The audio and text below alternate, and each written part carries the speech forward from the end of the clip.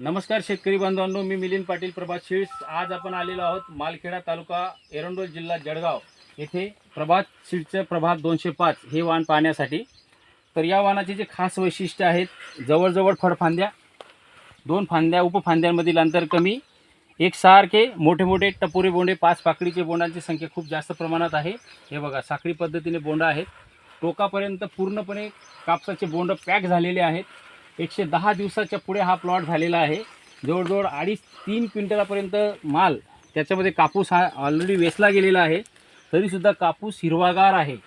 ठीक आहे, अशा पद्धतीचे प्रभात सीड्सचं प्रभात 205 हे वाण आहे। तुम्ही मध्येही पाहू शकता। हे बघा शेतकरी मित्रांनो, कशा पद्धतीचा प्लॉट आहे, पूर्णपणे झाड पॅक झालेला आहे।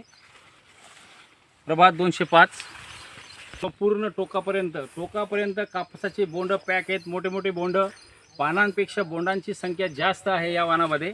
प्रभात 205 आहे हे प्रभात सीड्स कंपनीचं बेसाठी। सुपरकॉटच्या यशस्वीनंतर सुपरकॉट जसं शेतकऱ्यांना नाराज करत नाही, त्याच पद्धतीचं अतिशय जबरदस्त असं वाण आलेलं आहे आपल्या शेतकरी बांधवांसाठी। प्रभात सीड्स कंपनीचं प्रभात 205 हे बघा, टोकापर्यंत पॅक झालेलं आहे। 110 दिवसापेक्षा जास्त कापूस आहे। पूर्ण प्लॉट बघा, तुम्हाला हिरवागार प्लॉट दिसेल। पूर्ण टोकापर्यंत पॅक झालेलं आहे, सगळं पॅक आहे। लवकर येणारं वाण आहे प्रभात सीड्सचं प्रभात 205।